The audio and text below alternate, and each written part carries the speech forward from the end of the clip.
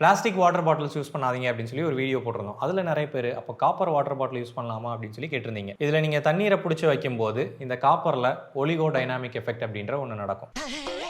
இதில் இந்த காப்பரில் இருக்கக்கூடிய அயான்ஸ் எல்லாமே கொஞ்சம் கொஞ்சமாக ரிலீஸ் ஆகும். இது என்ன பண்ணும்னா உள்ளே இருக்கக்கூடிய அந்த மைக்ரோப்ஸ், அதாவது பாக்டீரியா, ஃபங்கி, இந்த மாதிரி விஷயங்களோட செல் மெம்பரேனை வந்து இது பிரேக் பண்ணும். ஸோ அதனால் அந்த மாதிரி விஷயங்களை இது கொல்லும். பட் அதே சமயத்தில் இது 100% எல்லாத்தையும் கொல்லும் அப்படின்னு சொல்லிட முடியாது. இதில் நம்ம எவ்வளவு நேரம் தண்ணீரை வச்சுருக்கோம் அப்படின்றதுக்கு தகுந்த மாதிரியும், அண்ட் இந்த காப்பர் வந்து ஒரு சில டைப் ஆஃப் பாக்டீரியாஸை தான் வந்து அழிக்கும். எல்லா விதமான பாக்டீரியாஸ்லையும் இது எஃபெக்டிவாக இருக்காது. அடுத்தபடியாக இந்த பாட்டிலோட மெயின்டெனன்ஸ். இந்த பாட்டிலை நீங்கள் ரொம்ப நாளாக யூஸ் பண்ணுறீங்க அப்படின்ற பட்சத்தில் இதில் ஆக்சிடேஷன் அடைகிறது காரணமாகவும் அண்ட் சில கெமிக்கல் ரியாக்ஷன்ஸ் காரணமாகவும் காப்பர் கார்பனேட் அப்படின்ற ஒரு சப்ஸ்டன்ஸ் வந்து உருவாகும். இதுவரைக்கும் நல்லா தனியாக வந்தா.